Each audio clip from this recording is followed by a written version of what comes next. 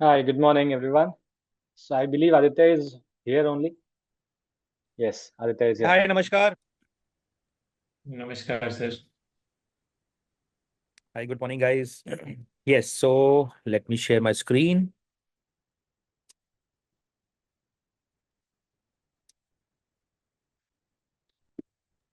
So it's a small request. अगर जितने भी लोग अपना वीडियो प्लीज ऑन रखें. So it will be great to interact with everyone.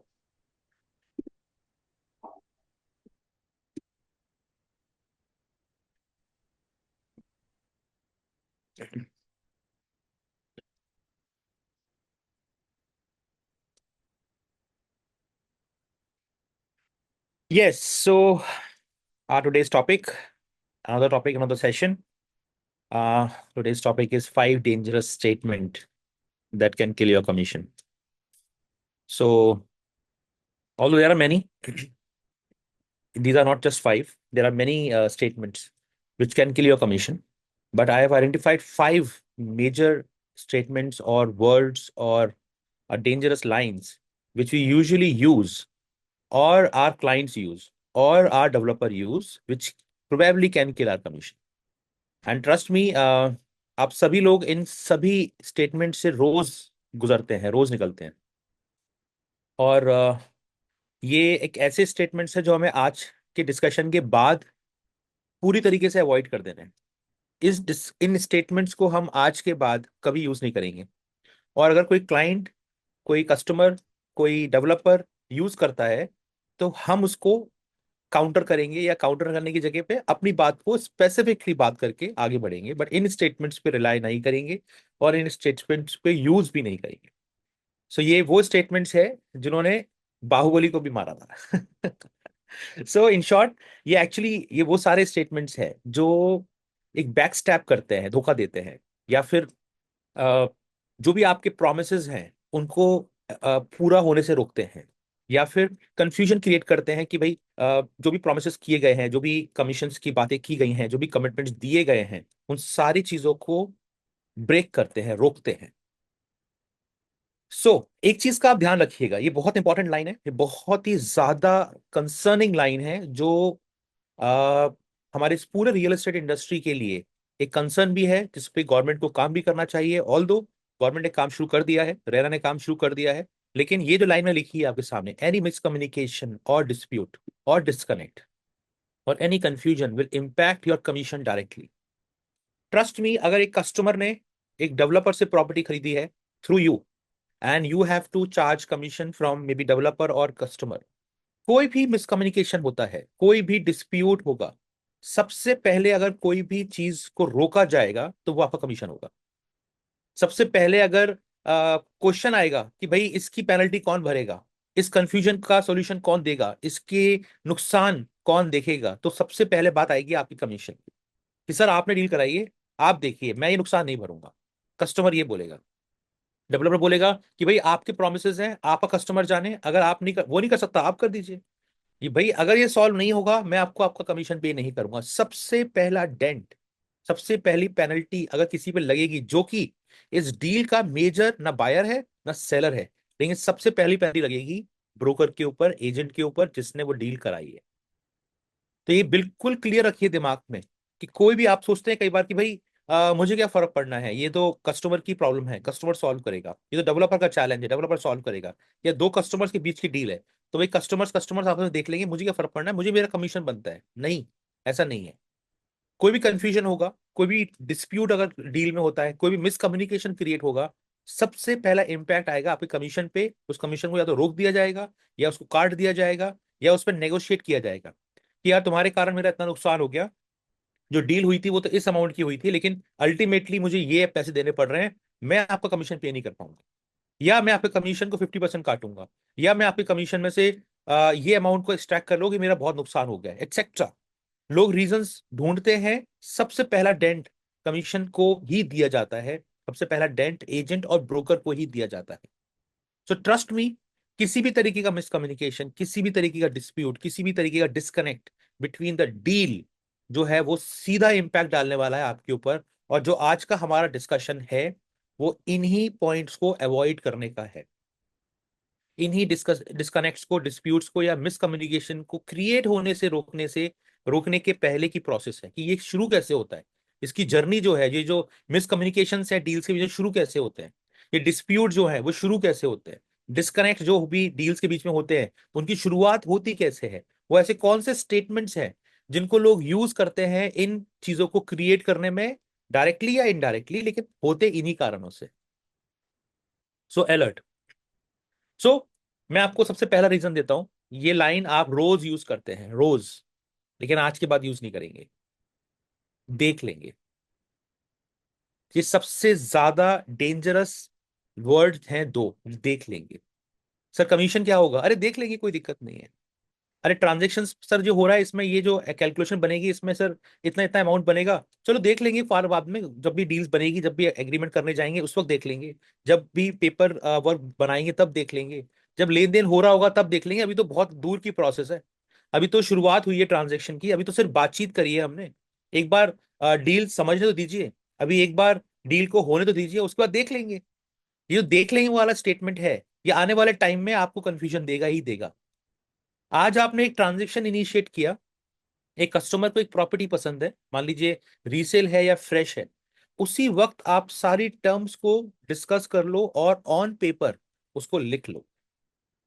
ये जो लाइन आती है कि यार अभी तो शुरुआत करी है, अभी तो सिर्फ प्रॉपर्टी मैंने आपको बताई है, मुझे पसंद है ठीक है, लेकिन अभी मैं सोच रहा हूं, अपनी टर्म्स को आप क्लियर लिख लो कि भाई इस प्रॉपर्टी को परचेज करने की या इस प्रॉपर्टी को सेल करने की ये मेरी टर्म्स है, and I need your signature. I need your approval. If we are on same page, then only we'll move ahead. There is no such word देख लेंगे because it's my income, it's my revenue, it is my revenue source. So there is no such words exist देख लेंगे। आज के बाद इन दो words को बिल्कुल आप सिस्टम से डिलीट कर दीजिएगा while doing any transactions, देख लेंगे। दूसरा, घर वाली बात है, ये आपको रोज सुनने को मिलेगा, क्योंकि कस्टमर, ब्रोकर्स जिससे भी डील कर रहे हैं, डेवलपर जिससे भी आप डील कर रहे हैं, वो आपसे रिलेशनशिप बिल्ड करेगा, आप भी रिलेशनशिप बिल्ड करेंगे, विच इज गुड, जो इस बिजनेस के लिए इंपॉर्टेंट है।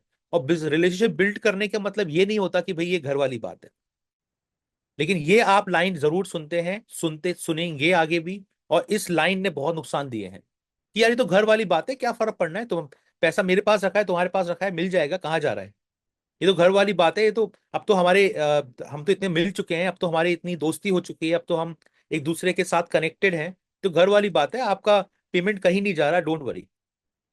आप तो ये जो घर वाली बात है, ये जो लाइन है, ये सबकी लैंग्वेज में, सबके अलग अलग भाषाओं में बोली जाती है, लेकिन ये यूज की जाती है हर जगह पर, हर ट्रांजेक्शन्स में, हर कमीशंस पर।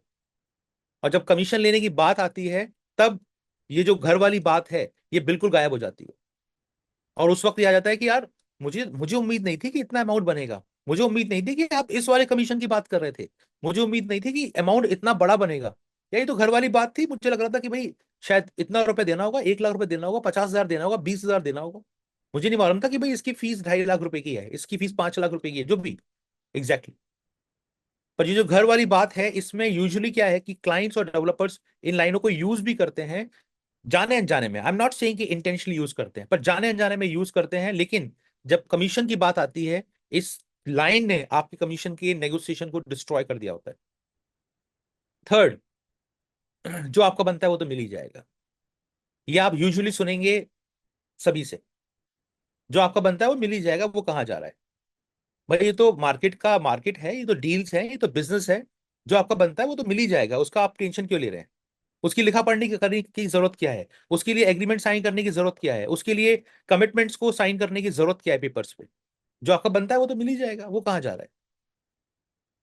ये वो लाइंस हैं जो आप रोज सुनेंगे कि भाई पैसा, कि भाई आप जो भी आपकी डील का जो पार्ट है, मार्केट का स्टैंडर्ड है, तो आप इन सारे वर्ड्स को अवॉइड करिए। अगर कोई बोल भी रहा है तो आप उसको साइड कर दीजिए कि परफेक्टली ओके, ये जो बनता है मेरा मिल जाएगा, भाई जो बनता है मुझे बता दो आज कि मेरा क्या बनता है, जो बनता है उसको हम एक एग्रीमेंट पर एक अंडरस्टैंडिंग के फॉर्म में लिख लेते हैं, उसको हम साइन कर लेते हैं, एटलीस्ट मुझे क्लियर रहेगा कि मेरा क्या बनता है।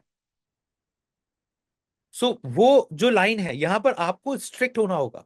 और शुरुआत में यूजुअली हम क्लाइंट के साथ ना बहुत कंफर्टेबल रहते हैं, हम बहुत ज्यादा लिबरल रहते हैं कि भाई ज्यादा स्ट्रिक्ट होने की जरूरत नहीं है, ज्यादा एग्रेसिव होने की जरूरत नहीं है, जैसा भी क्लाइंट बोल रहा है वैसा सुन लेते हैं।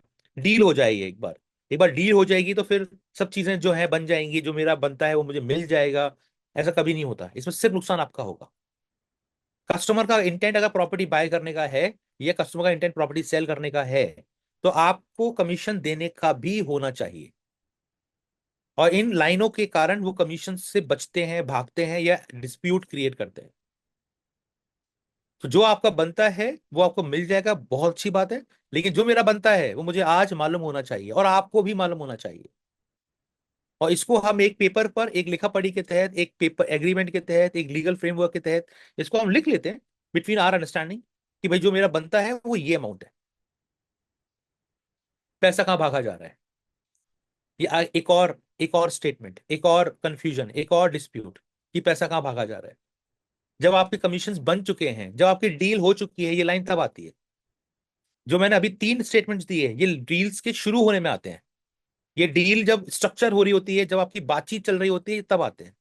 लेकिन जब डील हो जाती है, टोकन एक्सचेंज हो जाता है, कोई शुरू का इनिशियल अमाउंट पे हो जाता है, तब ये लाइन आती है कि भाई पैसा कहाँ भागा जाए। कि जब आप कमीशन डिमांड करते हैं, जब आप बोलते हैं कि भाई मेरा इतना कमीशन ड्यू है, आप रिलीज कर दीजिए, तो यूजुअली कस्टमर बोलेंगे सर पैसा कहाँ भागा जा रहा है, अभी तो बहुत बड़ा लेन देन होना है, अभी तो मैंने सिर्फ टोकन ट्रांसफर किया है, अभी तो मैंने एक इनिशियल पेमेंट दिया है, अभी तो पूरा पेमेंट देना है मुझे, तो पैसा कहाँ भागा जा रहा है। ये लाइन से आपके कमीशन को लास्ट प्रायोरिटी पे रख दिया जाता है, सिर्फ इस लाइन से। और ये लाइन सबने सुनी है, मैंने कई बार सुनी, सबने सुनी है। पैसा कहाँ भागा जा रहा है, जब ट्रांजेक्शन हो रहा है तो कस्टमर की पहली प्रायोरिटी क्या होती है उस टाइम पर कि भाई जो भी डील मैंने करी है, मान लीजिए 1 करोड़ की प्रॉपर्टी है, तो भाई मैं 1 करोड़ रुपए पहले पे कर दूं कस्टमर को, जो सेलर है उसको पे कर दूं। उसके दिमाग में आपका कमीशन है ही नहीं। और अगर अब उस बीच में अगर आप बात भी करते हैं तो वो यही कहेगा कि भाई पैसा कहाँ भागा जा रहा है, मिल जाएगा आपको, पहले यही वाला पेमेंट तो कर दूं मैं। वो 1 करोड़ रुपया का डील का अमाउंट वो पूरा का पूरा पे करने के लिए कंसर्न्ड है और पे कर रहा है। लेकिन अगर उससे जुड़ा हुआ आपका अगर 1% कमीशन है, या मान लीजिए 2% कमीशन है, उस लाख या 2 लाख रुपए के लिए वो आपको लास्ट तक स्ट्रेच करने वाला है। और उसके बाद वो कितना देने वाला है ये भी डाउटफुल है। लेकिन अगर वो ट्रांजेक्शन के बीच में ही पार्ट पेमेंट्स करना शुरू कर दे, से आपका 1 लाख रुपया कमीशन है, और से उन्होंने अगर 20 लाख रुपया डील में दे दिया है, तो भाई वो 20% आपके कमीशन को रिलीज कर दे, 25% को रिलीज कर दे, 50% को रिलीज कर दे। लेकिन वो यूजुअली क्या करते हैं, पहले पूरा डील का पेमेंट हो जाए, उसके बाद लास्ट पेमेंट जो है वो आपका है। और उसके लिए वो आपको 1000 चक्कर लगवाने वाले हैं, 1000। ये पेपर नहीं आया, वो एग्रीमेंट नहीं आया, वो डॉक्यूमेंट्स नहीं आया, अरे साइट पर जाके मैंने देखा कि वो जो प्रॉपर्टी है उसमें अभी तक वो काम नहीं हुआ है, वो साफ सफाई नहीं हुई है, वो आसपास के लोग वहां पर उनको पता नहीं कि डील हो चुकी है, बहुत सारे क्वेश्चंस। और आप अपने अल्टीमेट जो आपकी इनकम है उसके लिए ये सारे वो काम कर रहे हैं जो आपका काम नहीं है। बट जस्ट कि भाई मेरा पेमेंट है, मुझे लेना है, सब कुछ हो चुका है, अगर मैं ये नहीं करूंगा तो मेरा कमीशन मुझे नहीं मिलेगा। तो जब भी आप डील स्ट्रक्चर करते हैं, पेमेंट प्लान को लिखना बहुत जरूरी है कि मेरा कमीशन कैसे मिलेगा और कब मिलेगा। क्या वो कमीशन लास्ट में मिलेगा? नहीं, जैसे जैसे ट्रांजेक्शन हो रहा है उसमें आप मेरा पार्ट भी रिलीज करते जाओ, विच इज बेयरली 1 और 2%। आप 100% कमीशन पेमेंट, आप 100% पेमेंट करने के लिए कमिटेड है और कर रहे हैं। लेकिन जो मेरा 1 या 2% का कमीशन बन रहा है उसको आप लास्ट तक स्ट्रेच कर रहे हैं, अवॉइड कर रहे हैं। So whenever you sign any agreement, whenever you prepare any agreement, any document, उसमें पेमेंट प्लान को जरूर लिखिए कि भाई जो मेरा कमीशन है उसका पे आउट प्लान क्या है, और उसको कस्टमर के पेमेंट प्लान से कनेक्ट करिए स्ट्रिक्टली कि सर 25% पेमेंट जैसे ही आपने किया, मेरा 25% कमीशन रिलीज हो जाना चाहिए, या मेरा 50% कमीशन रिलीज हो जाना चाहिए। ये पैसा कहाँ भागा जा रहा है, बिल्कुल सही बात है, पैसा कहीं नहीं भागा जा रहा, बट जो मेरे कमिटमेंट्स हैं मेरी कंपनी को लेके, मेरे बिजनेस को लेके, वो सफर हो रहे हैं। तो मुझे एटलीस्ट पता होगा कि ये पेमेंट मेरा कब आना है, और मैं अपनी कंपनी को भी ये चीज बता पाऊंगा कि ये पेमेंट इस तरीके से आने वाला है। सो अवॉइड दिस लाइन, पेमेंट कहाँ भागा जा रहा है। एंड लास्ट वन, लिखा पढ़ी तो बेईमान लोग करते हैं, हमारी तो जुबान ही काफी है। आप याद रखिएगा, ये ही जुबान एंड मोमेंट पर जाकर जब कमीशन देने की बात आएगी, आपको सरप्राइज करेगी। ये लाइन बहुत कॉमन है हिंदुस्तान के रियल एस्टेट में, बहुत कॉमन है कि लिखा पढ़ी करने between broker and between broker and customer, customer to customer, ये बहुत कॉमन है कि भाई पेपर वर्क होना है, लीगल फ्रेमवर्क में एग्रीमेंट साइन होने हैं। पर ब्रोकर एंड कस्टमर के बीच में ये जो लिखा पढ़ी वाली लाइन है, यहां पर ये बात आती है कि भाई लिखा पढ़ी करने की जरूरत क्या है यार, मैंने बोल तो दिया, मेरा प्रॉमिस है आपको, ये मेरा कमिटमेंट है, आपको जुबान दे दी काफी है, मेरा कमिटमेंट है, मेरा प्रॉमिस है। ये बेसिक लाइंस हैं जो कस्टमर यूज करता है टू द ब्रोकर्स, बिकॉज वो अवॉइड करता है कोई भी लेन देन को, कोई भी कमीशन के कमिटमेंट्स को ऑन पेपर लिखने से। वो चाहता ही नहीं है कि वो किसी भी तरीके से इस लीगल उसमें पड़े। वो ये चाहता है कि भाई ये ऊपर का पैसा है, ये क्योंकि वो उस पैसे की रिस्पेक्ट ही नहीं कर रहा, वो उस पैसे की वैल्यू ही नहीं कर रहा कि जो आपका बनता है। तो वो लिखा पढ़ी करने से, एग्रीमेंट साइन करने में, डॉक्यूमेंट साइन करने में, कुछ भी जो आप और उनके बीच की अंडरस्टैंडिंग है, उसको वो लीगली लिखने से अवॉइड करेगा और इस तरीके की लाइनें यूज करेगा कि भाई लिखा पढ़ी तो बेईमान लोग करते हैं, मेरी तो जुबान ही काफी है, मेरी तो प्रॉमिस ही काफी है, मैंने बोल दिया बस इतना ही काफी है, आपका पेमेंट आपको मिल जाएगा, आपको टेंशन लेने की जरूरत नहीं है। अरे ये कागज वागज के चक्कर में क्यों पड़ रहे हो, ये सब की क्या जरूरत है, इतना छोटा सा अमाउंट है, ये तो कभी भी पे कर दूंगा मैं, ये तो एक झटके की जरूरत है।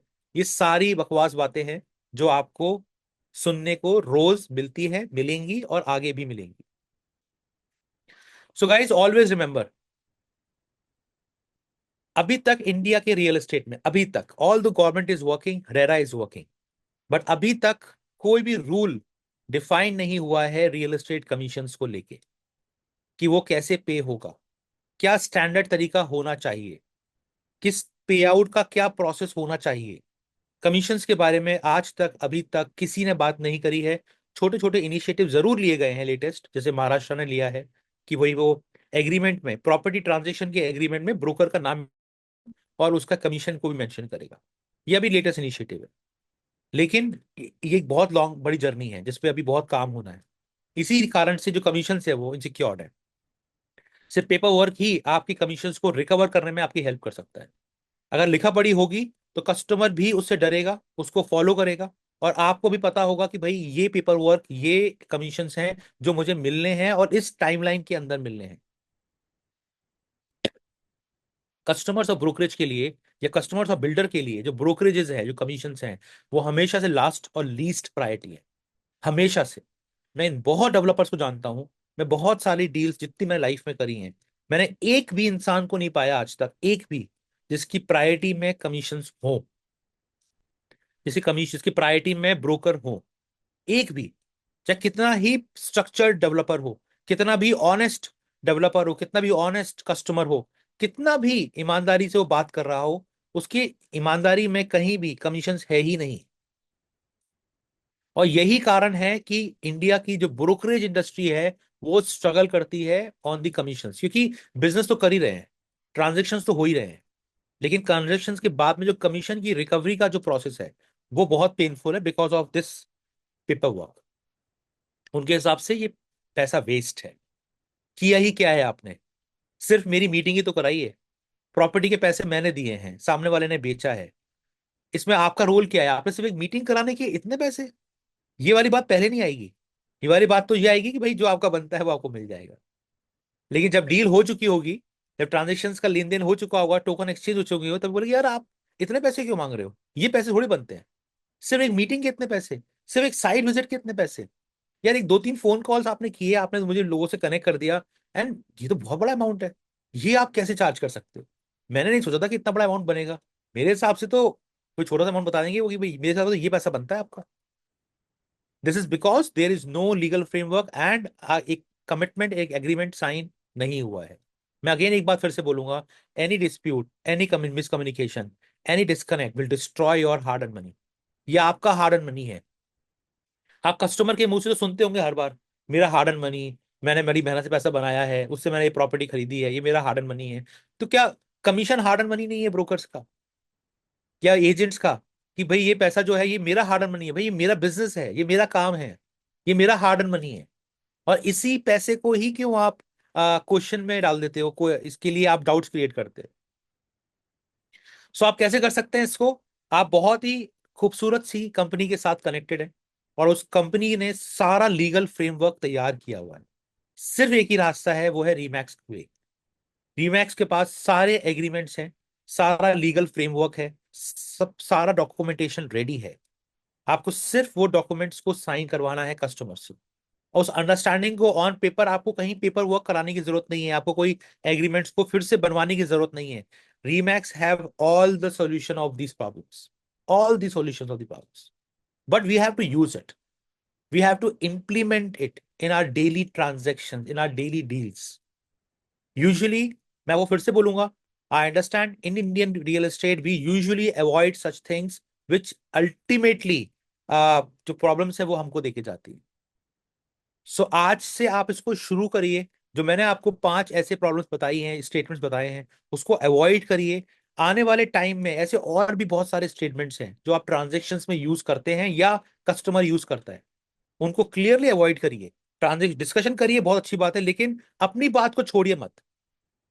और आप कैसे कर सकते हैं कि मेरे हालात ऐसे हैं कि मैं कुछ नहीं कर सकता, आप कंपनी को आगे कर दीजिए, आप रीमैक्स को आगे कर दीजिए कि सर मैं रीमैक्स से कनेक्टेड हूं, मैं रीमैक्स के ये रीमैक्स मैं रीमैक्स पे हूं और रीमैक्स पेपर वर्क को फॉलो करता है, मैं कुछ नहीं कर सकता सर, ये मेरी मजबूरी है।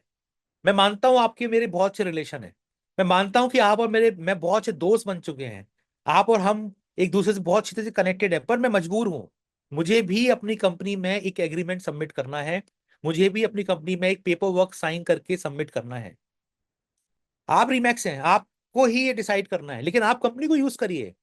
और जब दुनिया की इतनी बड़ी कंपनी आपके साथ कनेक्टेड है, तो सामने वाले को अंडरस्टैंड करेगा कि यार ये अमेरिकन हैं, इनको समझ नहीं आता, अमेरिकन कंपनीज पेपर वर्क को फॉलो करती हैं।